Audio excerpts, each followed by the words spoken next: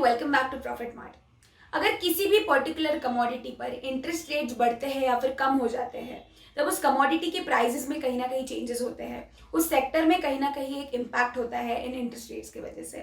लेकिन recently real estate sector ऐसा एक सेक्टर है जिसपे इंटरेस्ट रेट्स बढ़ने से ज़्यादा कुछ इफेक्ट नहीं है। रियल एस्टेट एक रिकग्नाइज सेक्टर है जिसमें housing, retail, hospitality and commercial sectors included हैं। तो करंटली ये एक बैलेंस सेक्टर कहा जा रहा है। तो इस बैलेंस के पीछे क्या रीजन है ये जानते हैं। So let's get started.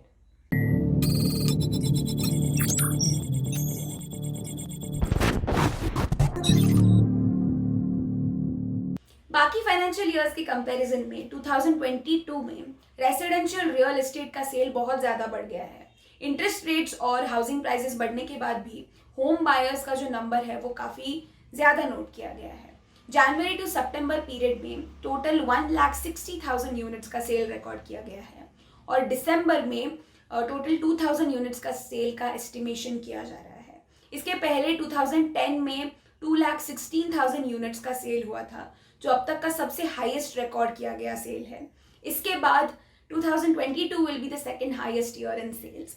Last year 1,28,000 units का सेल हुआ था, जो कि इस साल 56% से बढ़ गया है। डेवलपर्स ने ओवरऑल सिचुएशन को देखते हुए अपने ऑनगोइंग प्रोजेक्ट्स की प्राइस 10 to 12% तक बढ़ाए हैं ऑन एन एवरेज।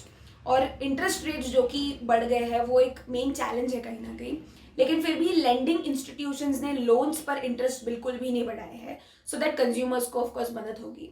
तो ये सारे रीजंस है जिसके वजह से सेल्स मोमेंटम अभी तक बैलेंस्ड है। बीच में जो रेपो रेट्स बढ़ गए थे उसके साथ साथ mortgage rates have also increased, लेकिन फिर भी ये रेट्स बढ़ने के बाद इंटरेस्ट रेट्स का ज़्यादा इम्पैक्ट नहीं होगा, क्योंकि इनफैक्ट एनालिस्ट के अकॉर्डिंग भी 8-9 साल पहले होम बायर्स इंटरेस्ट रेट्स बढ़ने पर ज़्यादा अमाउंट पे करते थे rather than now. So apart from this, Tata realty and infrastructure services projections के अकॉर्डिंग जुलाई सितंबर क्वार्टर में टोटल सेल्स 15% से बढ़ गया है और ईयर एंडिंग तक ये जो सेल है टोटल सेल वो 20% तक बढ़ जाएगा।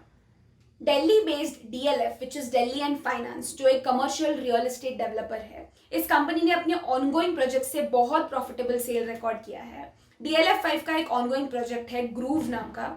इस प्रोजेक्ट ने टोटल 1,800 करोड़ का सेल रिकॉर्ड किया है और पंचकुला में जो उनका प्रोजेक्ट है उसमें 600 करोड़ का नया सेल इन्होंने रिकॉर्ड किया है।